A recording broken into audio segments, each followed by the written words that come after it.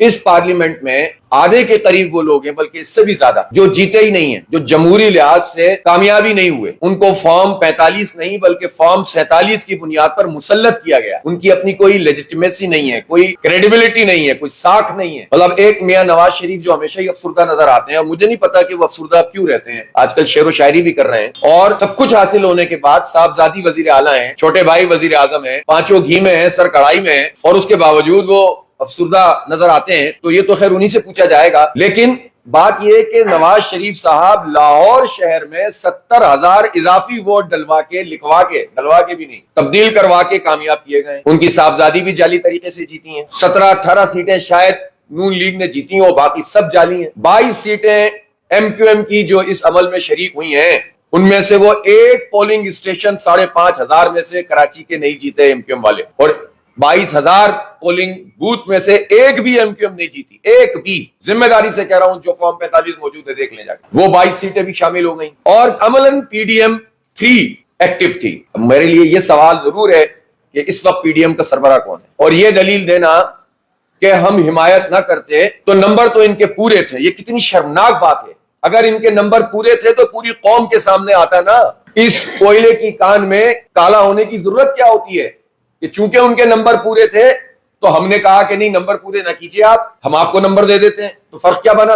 अब जो इसके नतीजे में हुआ है वो ये है कि वो अदलिया कि जिसमें एक तरीकेकार के मुताबिक चीफ जस्टिस का तकर्रुर होना था, अब वो इख्तियार पार्लिमानी कमेटी और फिर वजीर आजम के पास है। और इसमें भी इबाम है कि पार्लिमानी कमेटी अगर कोई सिफारिश करेगी तो क्या बहनी वही सिफारिश वजीर आजम को आगे भेजनी है या नहीं। और अगर कोई वजीर आजम इसको एक्सरसाइज कर ले कि उस कमेटी की सिफारिश के बरखिलाफ कोई फैसला करे तो कहां चैलेंज होगा? तरमीम में तो मुझे कहीं नजर नहीं आया। बहरहाल ये तो कानूनी मसला है। असल मसला ये है कि ये जो पूरी तरमीम का चक्कर चल रहा था, हम बार बार ये बात अपोजिशन से कह रहे थे, खासतौर पर PTI से, कि इसका हिस्सा ना बने मुज़ाकरात, इसमें एंगेज ना हो। उन्होंने अच्छा किया कि आखिर में मुकम्मल तौर पर बायकॉट किया है, लेकिन ये बातें तो सब पता थी पहले से। ये जो एंगेज किया है और आए हैं और गए हैं, इस सब के नतीजे में कंफ्यूज हुई सूरत हाल, और हुकूमत ने इस पूरे अमल के नतीजे में मामलात को आगे बढ़ाया। अगर आप आइसोलेट कर देते मुकम्मल पहले दिन से तो पब्लिक प्रेशर और बहुत ज्यादा बन सकता था। और अभी भी हमने देखा कि चंद लोगों ने तो वोट डाला है ना, और हुकूमत इतनी कॉन्फिडेंट थी कि हमारे पास तो मजीद भी नंबर मौजूद हैं।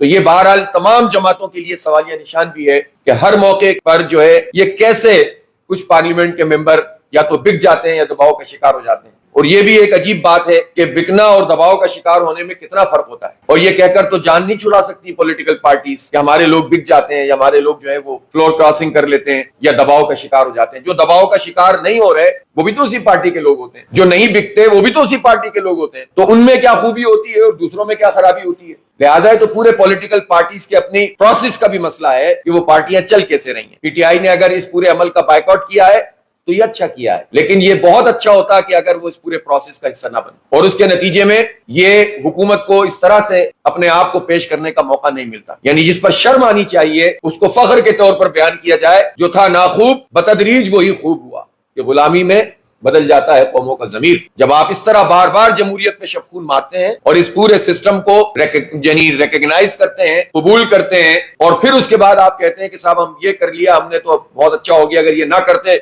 तो इससे ज्यादा खराब हो जाता, तो इससे आप सोच सकते हैं कि ये कौन लोग कह रहे हैं। ये वो लोग कह रहे हैं कि जिन्हें अवाम की राय के जरिए से मौका मिलना चाहिए था, लेकिन इनमें से तो अक्सरियत वो है ही नहीं। लिहाजा ये बहुत अफसोसनाक बात है। हम इस पर कानूनी मुशावरत कर रहे हैं कि सुप्रीम कोर्ट ऑफ पाकिस्तान जो इस वक्त की मौजूद है, इसमें हम किस तरह जा सकते हैं। इस पे जाहिर है कि ये बहुत कानूनी तौर पर पेचीदा मामला भी है कि इसको कैसे चैलेंज किया जा सकता है। जमात इस्लामी इस बात को समझती है कि ये मसला किसी पार्टी का नहीं है, किसी मेंबर असेंबली का नहीं, ये मुल्क और कौम का मामला है, ये अदालत का मामला है। हमें मालूम है कि अदालत में वैसे भी कौन सा लोगों को पूरा इंसाफ मिल रहा है, लेकिन आप मजीद अगर कब्जा कर लेंगे तो मजीद जो है वो इंसाफ को यरगमाल बना लेंगे। और ये काम किया है हुकूमत। वो अलग बात है कि हुकूमतें एक काम करती हैं और फिर गले उनके ही पड़ता है, लेकिन अभी ये मसला नहीं है। अभी तो ये है कि आपने गलत काम किया और उसको गलत कहा जाएगा, और उसके खिलाफ जो भी एहतजाज हो सकता है और अदालती कार्रवाई हो सकती है वो इंशाअल्लाह ताला हम मशवरा करके अपने वकला से कोई कदम उठाएंगे।